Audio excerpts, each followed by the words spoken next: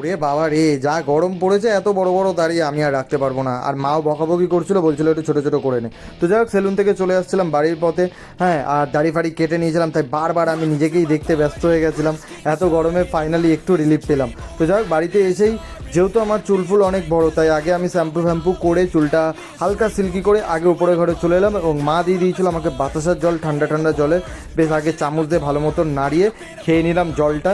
তো জল ফল খেয়ে আমি আমার দুপুরে খাবার দাবার খেয়ে কাজে বসে গেছিলাম। কাজ থেকে উঠেই আমি অফিসে যাওয়ার সময় ভাবছিলাম যে কী গায়ে দেবো, কারণ বাইরে না তখনও অনেকটাই গরম ছিল।